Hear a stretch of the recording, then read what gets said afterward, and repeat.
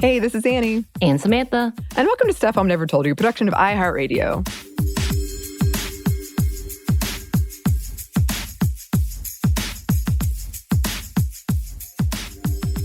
So it is time for another book club. And before we get into this one, quick trigger warning, we're going to be talking about issues around consent, sexual assault, rape culture. We're not going to go too deeply into any of that, but if you're not in a good place or you don't want to hear that right now, here is your warning. Come back later or don't. I'm very excited about this one. I wrote most of this months ago because we are discussing a book that I'm very excited about, and it is called DubCon by activist and independent scholar Milena Popova. And it was just released in October of 2021. And they were like, we know who needs this book. Yes, they targeted you specifically, understanding that they knew who you were. Yes. Point blank. Yes. So this is not a sponsored episode, but we did get a free copy to review. And in this book, it examines the role of power in sex, of uneven power dynamics in our society, and consent through the lens of fanfiction and how fanfiction can operate as a form of cultural activism. And yes, I bet like a lot of the listeners listening are nodding like, yeah, that's Anney. Yes. I mean, if you have been listening for the past 6 months, you know this is Anney material. Yes. It's amazing to me how many people that I'll meet, which mostly is happening digitally these days, but they'll be like, within days, they know that fan fiction is my thing. Like, it doesn't take long at all. Yeah. And not because you don't automatically spew about how you need to get back to the house to read the updated fan fiction you are following. Not because of that, though. No, definitely not. One of my favorites just finished today, and I'm in that weird state of like, it was a good ending, but I'm really sad about it. I'm sad it's over. Oh no, it's one of those. Yes. And actually, I was thinking about this. I've been reading fan fiction for almost 2 decades now. So I have seen a lot of things change, and I'm going to be talking about that throughout because this is kind of like something I feel pretty well versed in and that I can discuss and that I have thought about a lot. And actually, for this episode, I talked to 2 friends about fan fiction and how we've seen fan fiction change and how DubCon has changed. But yes, this book really delves into how fan fiction can address issues of representation in popular media, as well as dominant cultural ideas around things like sex and consent. And yes, fan fiction is a flawed space that can reinforce unhealthy and harmful ideas. It is also a space where it is a tool for social change. It can be used as a tool for social change. Popova specifically uses 3 popular fan fiction tropes: the arranged marriage trope with Marvel, the Omegaverse with Supernatural, and real person fiction with hockey players to analyze what these tropes say about rape culture and consent, particularly when it comes to girls and women. And yes, as a reminder, fan fiction is a space that was, for the most part, created by marginalized folks and is written and read by marginalized folks, a majority of them women, girls, and non-binary. Anyway, you can see our past episodes on fan fiction, which we reran kind of recently. I also talked about it in Women Writing Romance, the episodes we did on that. So let's start with some really quick definitions. First, fan fiction is what it sounds like. It is fiction written for pre-existing fictional properties. In this context, typically for free. Posted online where the community aspect is really key. People can review or comment, interact with each other. Most people who read fan fiction are familiar with the fandom, though it's not always necessary. I actually find this really, really fascinating about people who read like Star Wars fan fiction who don't really know much about Star Wars at all. I'm like, oh, interesting. Some of the largest fan fiction posting apps and sites are, yes, AO3, Archive of Our Own, fanfiction.net, and Wattpad. So for this research, Popova relied primarily on AO3, where authors use tags to make their work searchable, and I love the tags. I love them. They're often hilarious. Yes, and she tells us about them often. I know, I love them. I grew up on fanfiction.net, so AO3, which is now my preferred one, is sort of a new, like this tagging system is new for me. So I'm just still in that phase where I'm getting a kick out of it, even though it's been years at this point. But I'm still in the new phase, Samantha. Okay, so DubCon stands for dubious consent. And this encompasses a wide variety of situations, some of which we're going to get into, those tropes that we talked about, in which there is some or many inherent power dynamics at work where consent is questionable at best. One extreme example is the f or die trope, which we have discussed before, in which the characters have to have sex or die. The circumstances do not really allow for true consent. As we discussed in our book club of Ace, this whole idea has been weaponized when it comes to our legal system, and even just not believing women when they say whatever they say. But it's something that we have to talk about. And also, some listeners have written in about their dislike of the related term non-con, which stands for non-consensual, because they feel like people should just call it what it is. Others have written in that they said that they appreciate this term because it helps them know what to avoid without getting triggered necessarily. And you can use tags to prevent what does show up. So if you're like, I don't want anything with this in there, you can use the tagging system to do it that way. But that also does depend on people tagging things correctly, which I think is one of the most interesting parts of this conversation and something we're going to get into. Also, something that I have seen lately, I feel like non-con for a long time meant rape. But now, non-con can be used, people are using it for non-consensual touching or like a wide, much bigger range of things than it used to mean, which I find really interesting. So do people avoid putting that in there because they do want more and more people to read it? Or is the fan fiction world pretty considerate? The fan fiction world, in my experience, is very considerate. I know there are outliers. I never want to say that there's not some toxic stuff in there, because there is. But I think, especially lately, the evolution I have seen, especially with non-con and DubCon, well, especially with DubCon has gone from being kind of romanticized to now it is a very much negative, squicky thing. And people will, hopefully politely or nicely or, not rudely or meanly, but they'll tell you, like, you need to tag. If you don't have DubCon or non-con in there and they think you should, people will tell you that you need to put it in there. And for the most part, I feel like in my experience, which I am in a very like narrow bubble, I've like gone far and wide, but right now I'm in a pretty narrow bubble. People will listen and they'll, like, I've seen, like, eating disorders is one. People will say, like, this is kind of disordered eating. Can you tag it? And people will update the tags. But it's constantly like this conversation people are having and having to be really aware of what they're writing and how that impacts other people, which is, that's definitely changed from when I was younger. But I appreciate it. I feel like it's very considerate space in that regard. Okay. I didn't mean to take you down that path. Sorry. Because I'm like, this is a whole different conversation. Again, we've talked about fan fiction before, and you and I had a sit-down interview, and we've even talked about, like, ships. I'm starting to learn. I'm starting to learn. Yes. Have I jumped into this world? No. But I live vicariously through you, so yes. I do have questions sometimes. I can't help not talk about it. Well, it's like, it helps me figure it out. I'm like, okay, I have outside interests, and then I move on. I love it. So the book, coming back to, opens with several upsetting modern quotes about consent and rape culture and the role that pop culture plays in it. So here's a quote. Feminist scholars and activists see popular culture, including pornography and romance novels, as a key source of our dominant ideas about sex and consent. Popular culture is where we learn that pulling pigtails is a sign of affection, and that rejection is an invitation to keep making bigger and bigger romantic gestures. However, even though culture can reinforce many of the harmful ideas that feminists have identified as contributing towards sexual violence and rape culture, it also has the potential to drive change. Audiences, after all, aren't passive and don't always read popular culture in exactly the same way. We bring our own ideas and experiences to it, and we interpret it and shape it as much as it shapes us.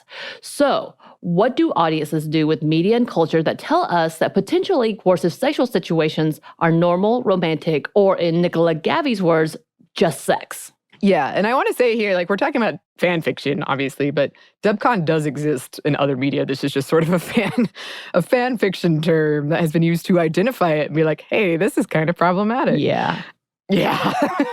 I'm just thinking about some of the books that I used to like younger and coming back to like, oh God, that was not good. Like Gone with the Wind being, there's so many problematic things, but essentially he rapes her and we're all like, oh, he's so manly. That's so romantic. And then they're like, wait, what? Yeah.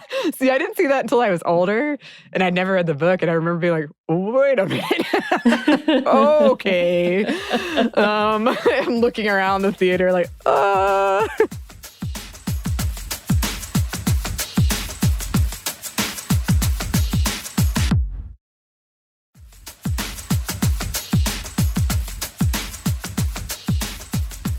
So Popova also shared one of the catalysts behind this book, like one of the reasons that it got written.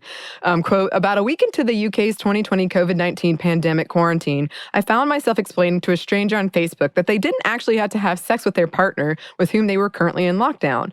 This person, after complaints from their partner that they weren't having enough sex, had constructed an elaborate tracker in their bullet journal. When were they having sex? How often? What kind of sex? Who had initiated it? Do I, they asked, show this tracker to my partner so they see that actually I initiate sex just as often? What I tried to get this person and later my Twitter followers to understand is that it didn't matter how often they had sex or who initiated it, that it would, in fact, be okay if they never had sex with their partner again. I am honestly not sure if they believed me. Do you believe me? What was your first reaction when you read that? But they're my partner. Of course I have to have sex with them sometimes. But they want it. But they need it. But if we're not having sex, then we're obviously just friends with no benefits. But they'll leave me. But they won't do the washing up. But I want it. But I need it. But if they never want to have sex with me again, I'll leave them. Here's something else that might be hard to process. For sex to be truly consensual, never having sex again has to be a meaningful, available option. Can we talk about, of all the things, which is atrocious in itself, the statement, but they won't do the washing up? Yes. I find one of the most disturbing things I have ever heard. Yes, me too. But I feel like I've heard that from people before, of like this transactional, they're going to be mad if we don't have sex. And they're going to take it out on me one way or the other. And it's, I don't know. I've heard that before. And it is very upsetting. It is very, very upsetting. Like in my mind, I have made jokes. Like, if you do this, I'll do this type of thing. Being a joke. But that was not a promise. And maybe that's the conversation I need to think about in my head. I'm like, maybe this is not something to joke about.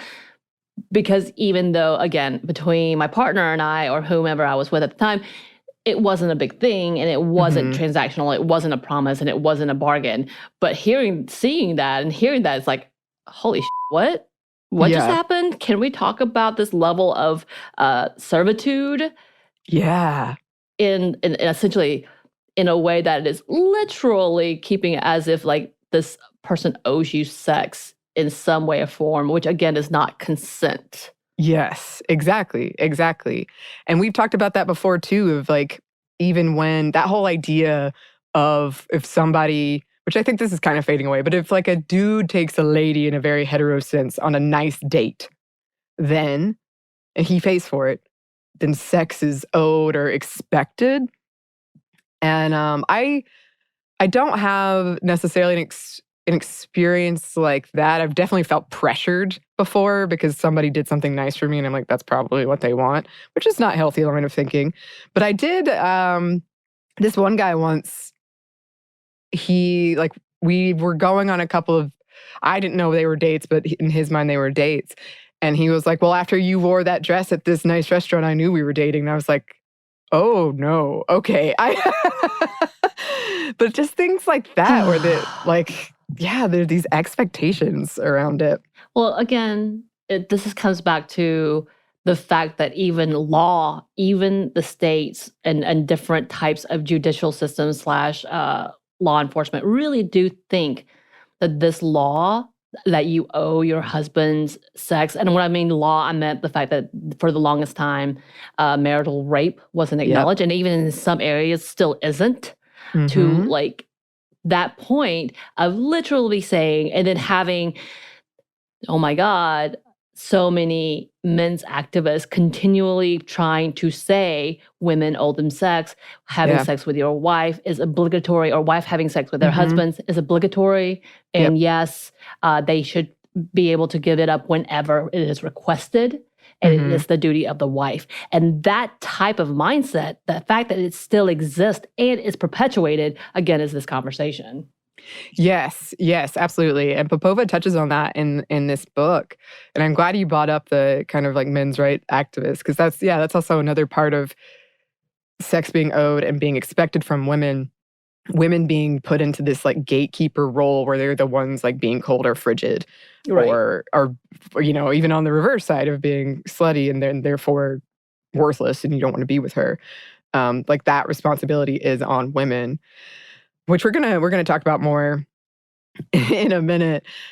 This book does dig into examinations feminist scholars have had over the years about consent and these more subtle power structures around it, including in the context of relationships, whether it's Catherine McKinnon arguing that, quote, the way women and girls are socialized in a patriarchal society means they think of their bodies as for sexual use by men, or Lois Pinot arguing that for Western culture, things like what women are wearing or whether they've accepted a drink or MEO, is sometimes viewed as a commitment to generally penile vaginal sex.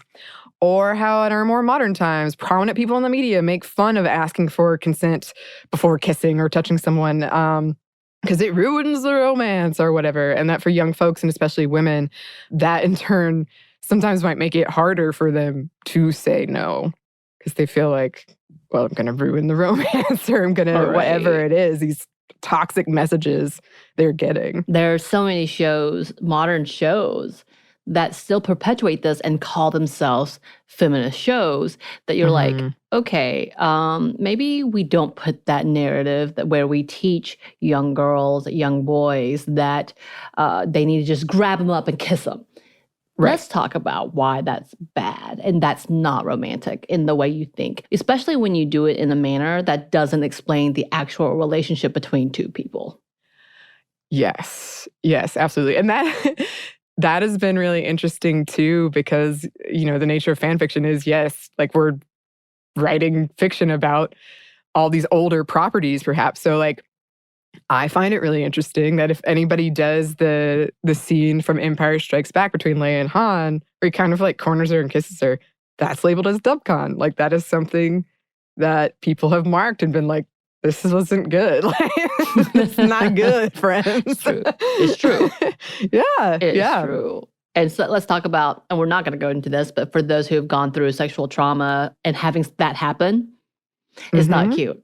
Not romantic. No, it's not. No, it's not. So all of this impacts how we think romantic relationships should be and what we should be going for. Yes, I think for the longest time, I had those narratives of Gone with the Wind and ridiculous romances that you're going to be swept off your feet against your will.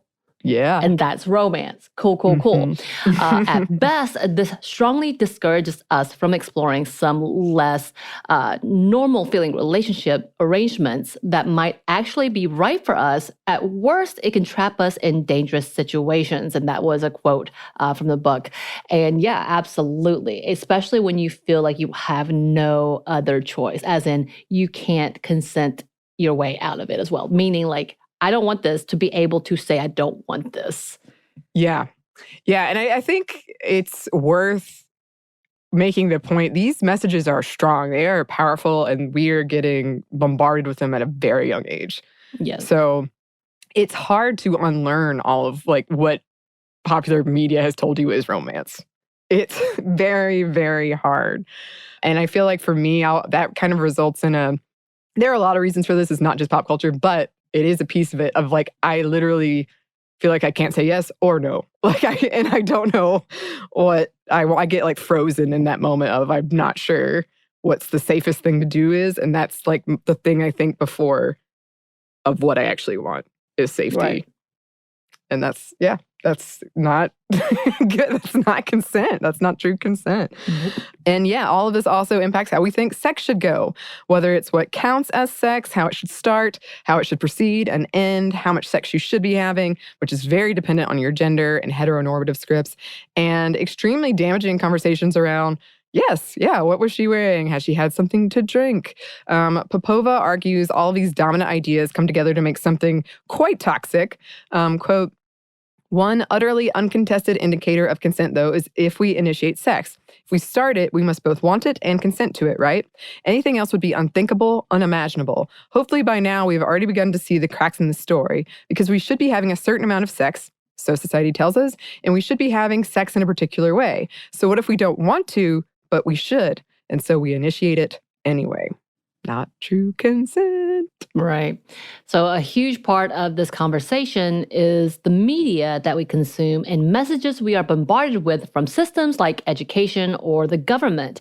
To make this point, Popova cites the work of Black feminist theorist Patricia Hill Collins, who argues that, quote, controlling images or images we see and reproduce over and over again have been and are used as tools of oppression, and particularly here, oppression of Black women. We know this.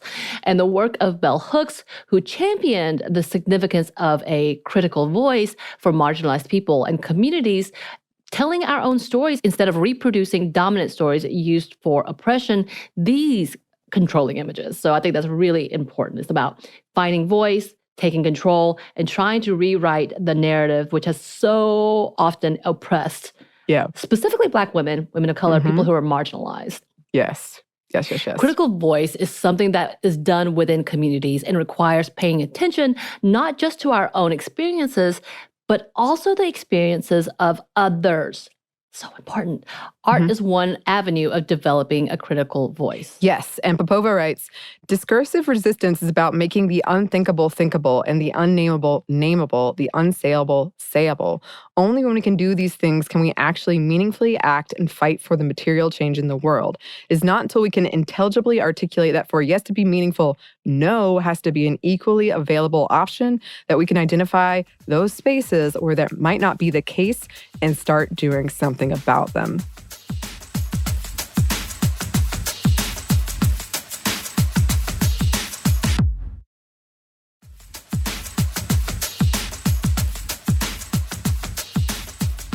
Okay, so how does fanfiction play into all of this?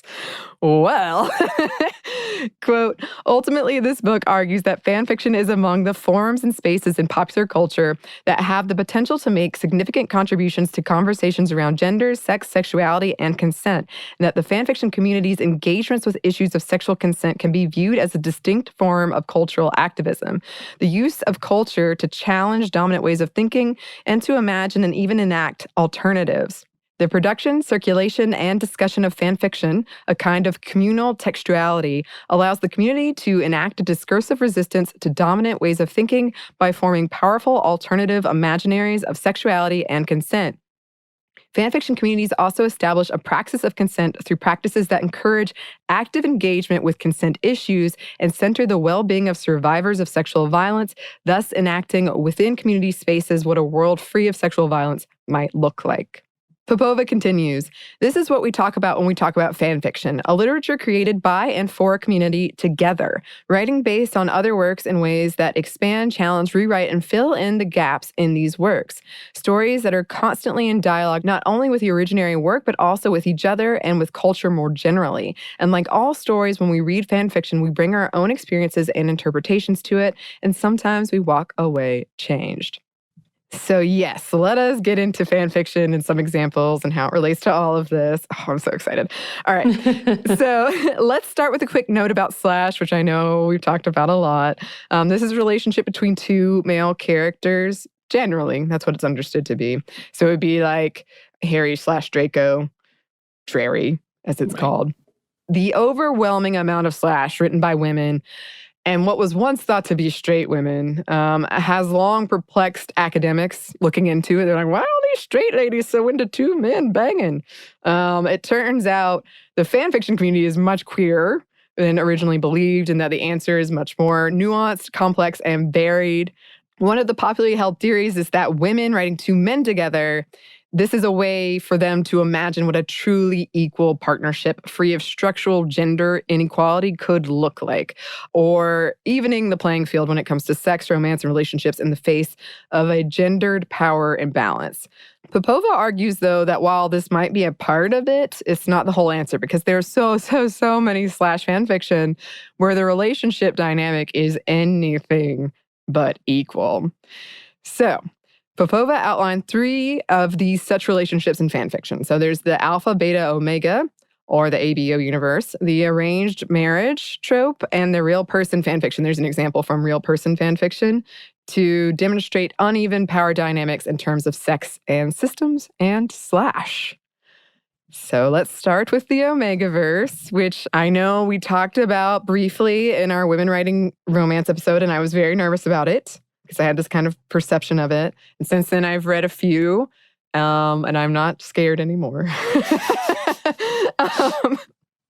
But yes, this is one of the main fanfiction tropes Popova examined in this book and extrapolated out of this trope what it says about consent. And yeah, so this is the Omegaverse ABO genre. Popova writes, these are the stories that seem to me to be asking such questions as, what does it feel like to negotiate power dynamics in a relationship? Where do power dynamics come from? How can individuals challenge them? And what happens if they don't do that?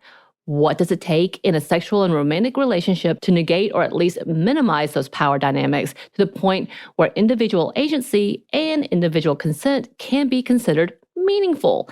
And the slash subgenre that asks these questions most impactfully and most viscerally and provoked the strongest reaction was the Omegaverse. Yes. Yep.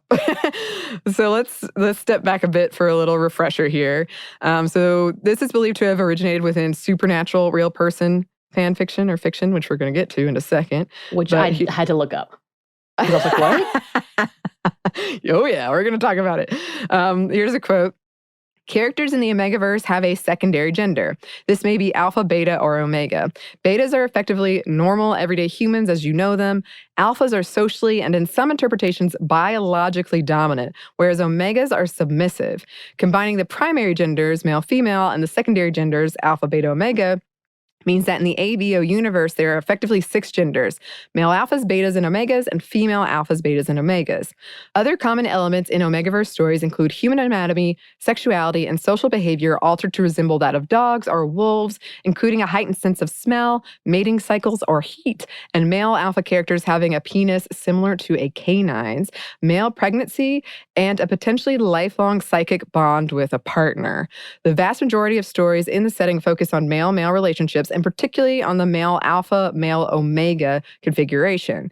Some fans and fan study scholars have argued that this gender configuration and focus on one particular type of pairing shows that ABO fans have an essentialist approach to gender. That is, they think of gender as purely biologically determined.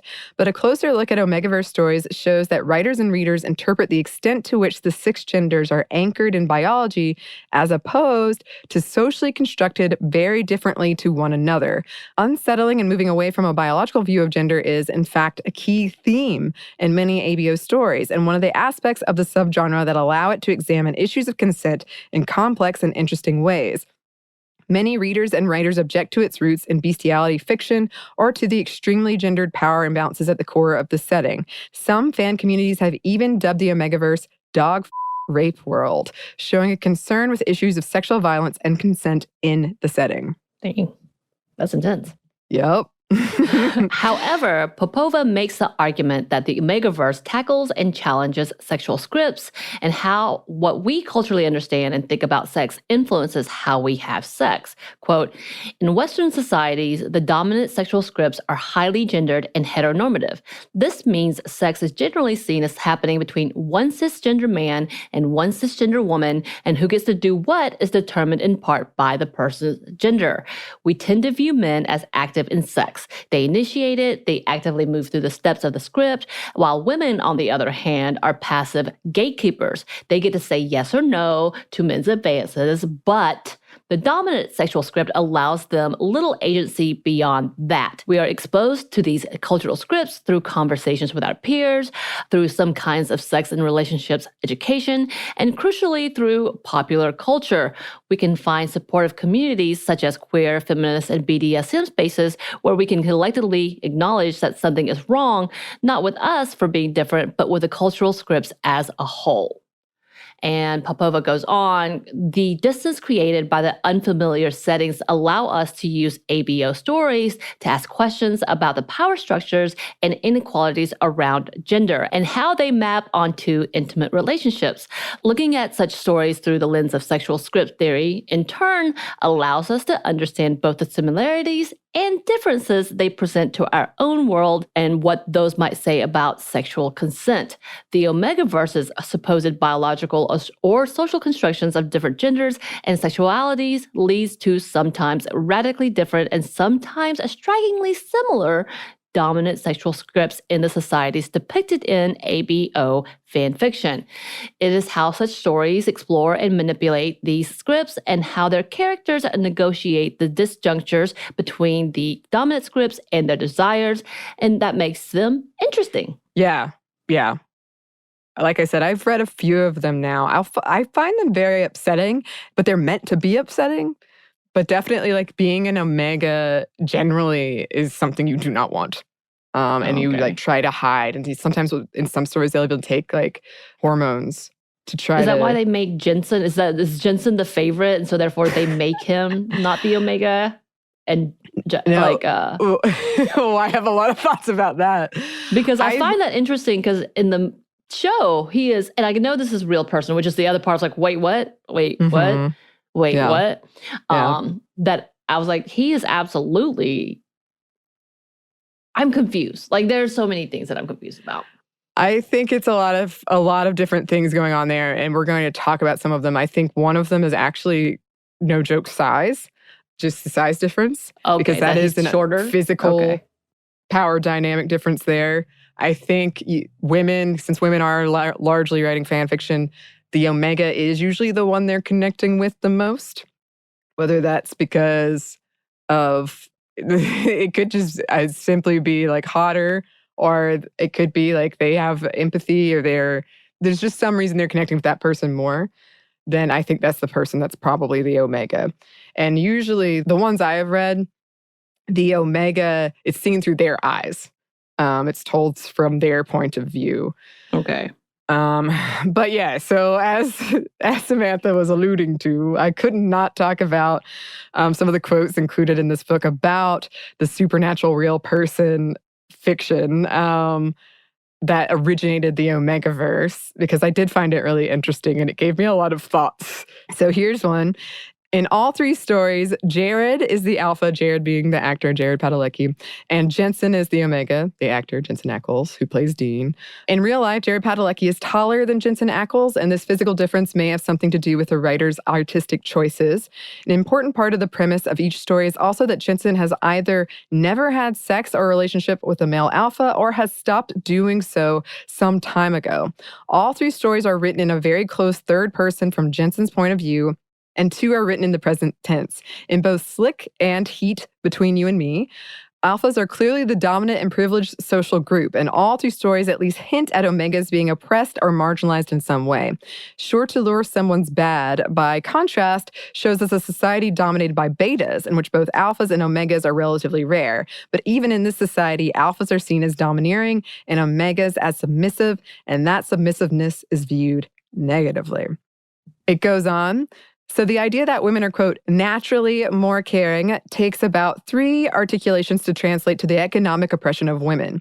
There are several possible ways to resist this. We could, and this is roughly the strategy Jensen adopts in Sure to Lure Someone Bad, say, quote, women might be naturally more caring, but this particular individual woman is an exception and should therefore be allowed to be a doctor rather than a homemaker or a nurse. We could question why qualities associated with femininity, such as caring, are systematically undervalued. Feminists have a long history of campaigning for wages for housework, for instance. Or we could question the whole idea of biology determining gender or personal characteristics. The latter 2 approaches, especially when used together, are much more likely to lead to long-term social change. But they are also much more difficult to implement, especially because we are all deeply immersed in dominant ideas of gender. And here's one more quote about it. The extreme version of the alpha and omega stereotypes would have us understand omegas in heat as seducers and alphas as helpless and out of control when confronted with that. Think again about the male sexual drive discourse and associated rape myths. Quote, she was wearing a short skirt and I couldn't help myself. But even though Slick shows us a society that completely accepts this portrayal of alphas and omegas, it also shows us through the characters' experiences that the reality might be rather different. Jensen here is not depicted as a seducer. He has, in fact, done everything he can to avoid going into heat in the first place. His heat does not put him in control. It makes him vulnerable. And far from helpless and just following his urges, Alpha Jared is in complete control of both himself and the situation throughout. By the end of the story, Jensen has no choice but to reluctantly conform to the dominant sexual script. He is legally owned by Jared and probably pregnant, leaving him trapped in an abusive relationship. The legal and social framework around him completely negates any agency he might try to exercise in negotiating consent. Yep. That's rough. That's rough. Yeah. I'm just wondering. Yeah. There's so many things in my head. I was like, this is not, Huh. I have a lot. I've actually thought about this a lot now. I have a lot of thoughts about it. But yeah, I mean, most of them, it is, you want to find a good alpha. Because a lot of times you mate for life and they have that psychic bond thing can really screw you up. So you want to find someone who's actually like nice and going to listen to you and wants to protect you. But it's still like that uneven power dynamic. It's still like a dependent on the protection of this person. And people really don't care in general, what happens to omegas. They're kind of viewed as like property. Popova also goes into how some of these stories could be a way of dealing with biological responses of arousal when sexually assaulted and navigating consent in relation to sexual scripts, these scripts that we've all absorbed. Right. All right, so let's talk about the arranged marriage trope, which Popova examined through Marvel's Thor Loki /, which I have not, seen that either. So they said, look at the words used to describe the less powerful partner in this ostensibly same-gendered arrangement, queen, wife. This conversation highlights not only that marriages tend to be unequal arrangements, but also suggests that inequality in marriage is deeply gendered. Wives are worse off than husbands. Some fanfiction readers and writers are clearly aware of the problems within the institution of marriage and how it can be a tool of oppression. So, how do arranged marriage fanfiction stories depict marriage as an institution, and how do they tackle the inequalities it produces, reproduces, and amplifies? Popova goes on, fanfiction readers and writers then use both the stories themselves and the paratext around them to highlight how marriage consummation, which we tend to see as normal, is at least potentially problematic and coercive in some context. And because the sources of inequality between the partners are both legal and cultural, this recontextualization of marriage consummation as potentially coercive allows readers and writers to question both the legal and cultural foundations of marriage as an institution that they may have been taking for granted. For the less powerful partner in each of these marriages, then, refusing to consummate the marriage is not really an option. This is why we see Loki in 17 push for consummation, even though he does not actually want to have sex with Thor. And that, of course, is not meaningful consent. So what would it take to enable the partner with less power in a relationship to genuinely, meaningfully consent to sex if they wanted to? The answer we get from these stories is emotion work. Emotion work performed by the partner with more power to build a relationship, establish trust, and above all, create a space where refusal to consummate would be heard, respected, and meaningful. Continuing on, what we are beginning to see from both arranged marriage and Omegaverse fanfiction is that not all slash fiction is about equality. At least some slash is a literature of negotiated inequality. It asks and tries to answer this question. If we live in an unequal world in a society that structurally treats some of us as lessers in various ways, what can we do in our individual intimate relationships to negotiate and minimize those inequalities? And if those inequalities affect our ability to consent, then how do we get to a place where our consent can be made meaningful again within the coercive structures we live in? Yes, I have read many an arranged marriage trope fan fiction. It's quite popular. Was it all Star Wars? Most of it is I will say, like, before Star Wars, Harry Potter was my big one. Is huge in Harry Potter. Like, it's been years since I've read Harry Potter fan fiction, but it is huge. But it is big in Star Wars. It's very big, like the Mandalore, Din Djarin and the Mandalore and Luke Skywalker, for some reason, have to get married. And then all the heartfelt conversations that have to take place and painful conversations that have to take place. And then they fall in love anyway. I could do like such a bingo card of what you'll see. I thought you started one. I have a lot of terms ready to go, but I haven't actually made it. But I've been thinking about it for a while. Yeah.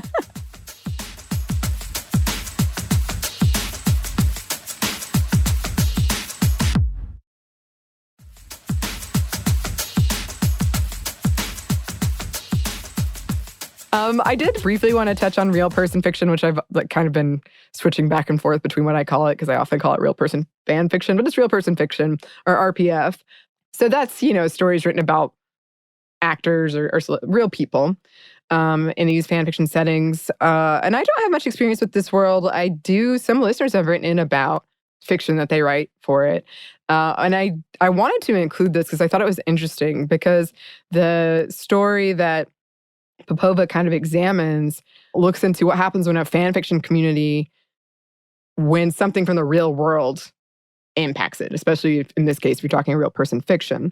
So here's a quote. The hockey RPF community used a range of RPF canon construction techniques in their evaluation of the rape allegations against Patrick Kane. By bringing in community members' own experiences of sexual assault in the criminal justice system, they constructed a version of the complainant, left nameless, faceless, and voiceless by measures ostensibly intended to protect her, that they could empathize with and whose credibility was bolstered. The district attorney's professional reputation, use of loaded language, and possible political motivations were used to construct 3 different versions of him. All of these characterizations were used to humanize and give face to the law, allowing hockey RPF community members to engage with and challenge the criminal justice system in complex and nuanced ways.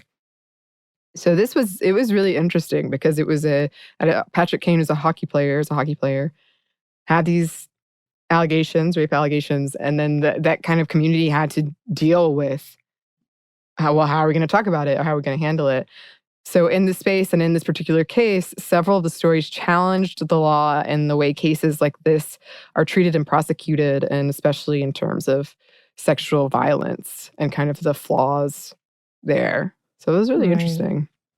So in the RPF community, is it a big sports network of community? Sports? Because I'm very surprised to hear that hockey is as focused in all of this. Yeah, no, actually I was too, but I'm pretty sure several listeners have written in about being a part of the sports RPF community. And actually your letters are really interesting. I hope you're still listening, because a lot of them talked about how it was they kind of got double judged sometimes, because sports is seen as a more masculine, fanish activity, whereas fan fiction is very much a more feminine, fanish activity. And so it was kind of like everybody was looking at them kind of askew almost. Was sort of what they described to me as what it sounded like. But that it could be very supportive and people were really passionate in it. I think I've said this before, the biggest, celebrities are pretty big, but I would say the biggest part of RPF is definitely musicians. Yes. And Wattpad for a while was like One Direction. All of Wattpad was One Direction. Is it now BTS? Probably. I would be interested to see. I know. So a listener has written in about a BTS fan fiction they were working on. Yeah, that's awesome. No, like I said, I wrote one. I wrote one about Billy Joe Armstrong. That's right. Green Day. Green Day. Yeah, your love of Green Day. I love this. It's very interesting. I like this mix. It's like one of those moments of like, interesting to see it being placed on real people that actually exist. I wonder if they read them. Oh, somebody wrote one about me and sent it to me, and I loved it. Okay. Awesome. Didn't Misha Collins have didn't he actually read one of his own or something on like that Instagram like or something? Yes. I feel like he did. All right. So, as part of the book, Popova interviewed readers and writers about what all of this meant in terms of real-world implications. And here's a quote from Popova about their response. On the one hand, it is a source of knowledge about consent, and this knowledge is created by the whole community and focuses on lived experiences and emotions. On the other hand, it's also a space where they can creatively explore the issues they come across in their own life and make their own contributions to the community's knowledge. Fanfiction readers and writers take what they see as problematic mainstream text and rewrite them to suit their own needs. In this process, they seek to hold accountable both creators of mainstream media and, as we will see in the remainder of this chapter, each other for the kinds of representation they offer in key areas such as gender, sexuality, and consent. Fanfiction communities provide a space where readers and writers can make issues of consent and its representation in mainstream media visible, where they can name the problem of the normalization of sexual violence and coercive sexual practices as just sex, and where they can collectively come up with alternative ideas, knowledges, and imaginaries. All of this, in turn, allows fans not only to challenge dominant ideas of sex, sexuality, and consent, but also to understand and challenge the role of social institutions like the law and the criminal justice systems in sexual violence. Yeah. And one interesting point that this book drove home, that we've sort of mentioned a little bit, was the tagging on AO3, along with trigger and content warnings often placed at the top of chapters, which aside, it was really fun to read someone explaining fan fiction as someone who knows it so well. I got a kick out of it. Yeah, so a lot of times you've got the tags that kind of tell you what you might be getting. And then when you, at the start of every chapter, you usually have a trigger or content warning, and you can click on it and it'll skip to the bottom of the chapter so you won't be spoiled. So, not all of them do it that way. Some of them just have it on the top. And it'll be here's what's happening in this chapter if you're worried about any of these particular things. And sometimes there'll be an author's note oh, this is, where I was coming from with this and I wasn't in a good space or whatever it is. So you have all of that, which is indicating that the authors of this fan fiction are actively thinking about what they are writing and how it will and could be perceived and the health of those that read it, including that of sexual abuse survivors who are largely women and also largely the audience. Readers interviewed discussed how important it was to their enjoyment in knowing whether the author intended to explore something problematic or was unaware that they were doing so. Quote, through tags and other paratext, authors can clarify their intent outside but adjacent to the main body of the fan work. Interviewees saw such clarifications as particularly important when it came to issues of consent. Blissey, somebody that was interviewed for this, summarized the importance of this communication channel outside the text. The tagging, I find that really important because that tells you that the person has thought through what they're writing. This comment shows that where issues of sexual consent feature in a work of fan fiction, readers find it important to know, and writers seek to show, that the author has consciously thought through them and deliberately chosen to explore them as part of the story. In particular, when the sexual situation depicted in the story includes elements of ambiguous or dubious consent, or is a depiction of rape, both readers and writers use the metadata around the story, such as tags, warnings, and author's notes, to determine whether these elements are deliberate. This stands in contrast to the kind of unsuccessful attempt to depict consensual sex we saw fanfiction readers and writers criticize in mainstream media.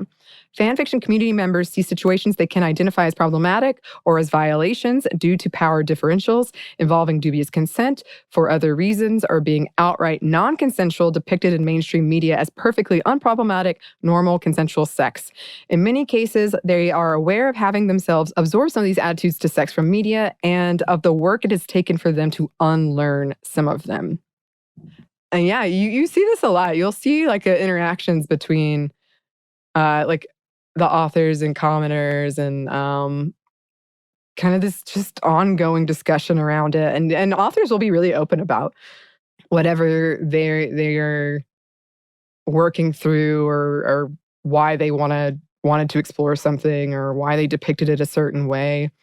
And I think, like I said at the top, that's been one of the biggest changes I've seen is I feel like DubCon, when I first started reading fan fiction, was very much romanticized. And now it is very much not. It is not at all. They still exist, for sure. But people like they're saying in all the quotes we've read, people will be like, hey, it's kind of problematic. You need to tag it this way. And that makes the person think about it. Like, oh, okay. I didn't really realize. And sometimes, they might dig their feet in and be like, no. But other times, a lot of the time they'll be like, oh, okay, I didn't realize. And then that can shift a whole, then that person might start rethinking all these other things, and then it just spreads. And I have started thinking about, because as you know, I've written many fan fiction during lockdown. There's one that I'm like, maybe I will publish this one. And I've started to think about how I would tag it. And it's been a really interesting thought exercise, because you really have to think about how people will interpret it, anything that could be harmful. People tag mental health issues. It kind of reminds me of us when we're trying to capture in our trigger warnings, all the things. Right. We talked about the fact that was content warning versus trigger warning and brief mentions of things, because essentially we're not necessarily delving into specific situations and we're not getting graphic, but still, just the topic alone, just hearing the word could be like, what? Yeah. No. Which I find that interesting. I know we had that conversation when you were talking about trying to depict sexual violence in writing, and how do you do it in a way that's not romanticized and or fetishized. Yeah. And that's a big conversation in trying to figure out how do you do this in the best way that not only keeps you mentally healthy, but others who are reading it. So it's a thing for sure. Yeah. And I think that's one of the interesting things about fan fiction in particular, because one of my big hangups is definitely I don't want to hurt myself. I don't want to hurt anybody writing that. But also it just feels weird when it's entertainment and what is the value of showing this? But I feel like in fan fiction, because it is written mostly by women and marginalized people and read mostly by women and marginalized people who do have higher rates of experiencing that, then I think it feels different to me. Right. Where it still has to be done safely, don't get me wrong, and always ask why. What am I working through? Why is it that I want to write this? But it does feel different because it's something that we're kind of all working through. Unfortunately, a lot of us, as compared to mainstream media, where I feel a lot squickier about it. Right. Yeah. So Popova continues, this stance implicitly acknowledges that given the fan fiction community consists predominantly of women and non-binary people who statistically experience sexual violence at higher rates, a significant proportion of community members are or may be survivors of sexual violence. This acknowledgement is critical to understanding the importance the fan fiction community places on issues of sexual consent in both its creative output and its day-to-day practices. So the community actively chooses to center survivor safety and enable community members to give informed consents to the kinds of content they are exposed to. This is in itself a form of cultural activism, a prefigurative act, a lived practice of how a world where sexual violence was not normalized would work. On issues of sexual consent in particular, fan fiction is a form of cultural activism. Readers and writers come together and as a community explore the kinds of difficult questions about consent that the dominant ideas in our society make all but unaskable. In their interactions with each other, their community practices, and their infrastructures, fan fiction readers and writers enact a praxis of consent, making their knowledges manifest in the real world. In this way, they show us what a world without rape culture might look like. Fan fiction then remains a crucial tool for developing our knowledge and understanding of consent. It continues to operate outside traditional knowledge production and valid structures. It builds on epistemologies rooted in lived experiences, and at the same time accounts for and challenges our society's dominant ideas about sex.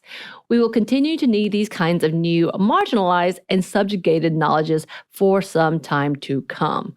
Yeah, definitely. You have been spewing this for a while, and I say that in a loving manner, that this really is one, even though there's, of course, toxicity in any community, especially in public forums, in internet world, all of that, but it remains to be one of the most conscientious of platforms that exists in a way that does seem like kind of hopeful.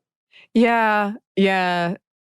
I mean, it's always one of those things. I could talk about this forever and go on, but to me, there's just such a need for it because if you don't see yourself represented for whatever reason, whether it's race or how you identify, whatever it is, or you don't see couples that you identify with, but you love these characters and you want to go and play in that sandbox, as they say, and then you get to interact with other people who also want to play in maybe your super specific niche box, and you have these conversations and you can tackle some really big things and people can be really supportive. And I love how people will like make fan art for something that fan fiction people wrote, and it's just it has the potential to be really powerful and beautiful and a lovely space.